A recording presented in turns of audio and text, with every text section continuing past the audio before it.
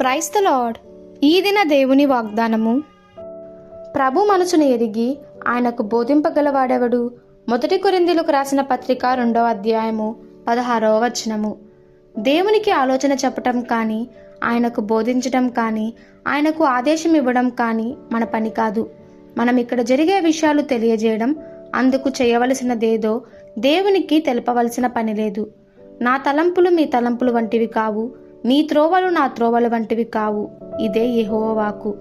ఆకాశములు భూమికి పైన ఎంత ఎత్తుగా ఉన్నవో, మీ మార్గము కంటే నా మార్గములు, మీ తలంపుల కంటే నా తలంపులు అంత ఎత్తుగా ఉన్నవి. జరుగుతున్నదేమిటో, మనం చేయవలసినదేమిటో ఆయన నుండి వినుటయే మన బాధ్యత. మన చిత్తమును బట్టి కాక, ఆయన యొక్క చిత్తమును బట్టి, ఆయన యొక్క జ్ఞానమును బట్టి చేయవలసినది ఆయనను చేయనివ్వాలి.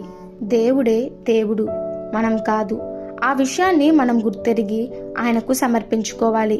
ఎందుకంటే ప్రతి విషయంలోనూ, ప్రతి రంగంలోనూ ఆయన మనకంటే గొప్పవాడు. మనము ఆయన పోలిక చొప్పున సృజింపబడినప్పటికీ ఆయన ఎంతో ఉన్నతుడును, మన కందని వాడనై ఉన్నాడు. ఆయన తలంపులు, మార్గములు మన వాటికన్నా ఎత్తైనవి. మనము ఆయన మాట విని విధేయులైన ఎడల ఆయన మార్గములు మనకు తెలియజేస్తాడు. అయితే ఆయనను అంచనా వేయకూడదు, అట్టి ప్రయత్నం కూడా మనము చేయకూడదు.